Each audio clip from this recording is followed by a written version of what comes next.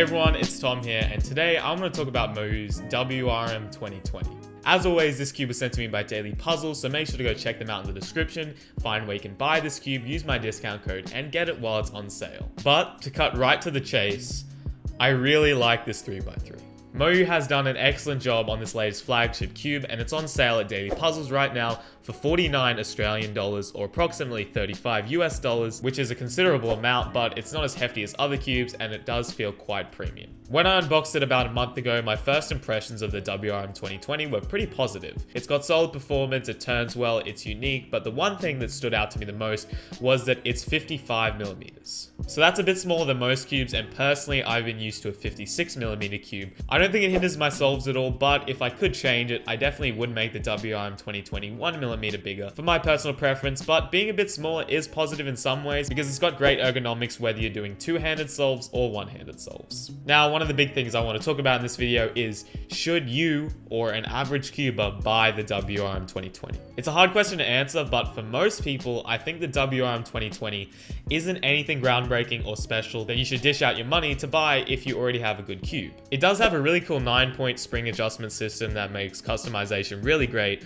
but for 50 Australian dollars, it's not really a whole lot better than some other cheaper cubes at the moment. Preference-wise though, I really like it, and even if I wasn't sent this by Daily Puzzles, I would go and buy it out of my own money because for me, I really like the turning, it gets me good times, but that's not going to be the case for everyone. With new budget cubes like the Ultra Little Magic M and the RS3M that are packed with so much performance for such a small price tag that's basically 4 times less than WRM 2020, can you really justify paying that much more just to adjust your springs?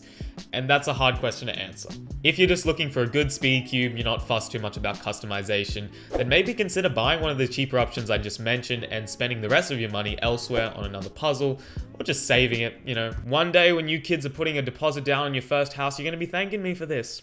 However, if you're like me and want to spend extra money to find the cube that's best for you and is going to give you the best possible times, then the WRM is probably a good cube to try. A kind of trivial but maybe important thing I want to mention as well is that if you like the GTS3M and the WRM, which both felt similar, the new WRM 2020 does not feel at all like them. Maybe there are some similarities, but for me personally, they don't seem similar at all because I think the new 2020 edition has new plastic, a new finish, which really changes the feeling overall. However, it's still a nice cube. So nice, in fact, that since getting the WRM 2020, I've used this cube for 100% of my practice sessions and actually gotten my first ever sub-9 average of 100 3 times in a row. I'm still not 100% sure that if I had a competition tomorrow, would I use the GTS or would I use the new WRM? It's hard to say. However, I can definitely recommend it. It's a great cube for me. I'm sure for a lot of people it will be great. However, the one drawback that I kind of find personally is the magnets might be a little bit weak. However, this is coming from someone who's used a cube with very strong magnets for a long time. So for the average person who uses medium strength magnets, you know, maybe you won't even notice. They feel quite nice. However, they seem maybe weak because of how fast this cube is. And that's another thing I want to stress. It's a very fast cube. Personally, I put weight 5 in it to slow it down, and it actually isn't too fast for me now. However, no matter what you do, it's a very light and fast cube, so beware.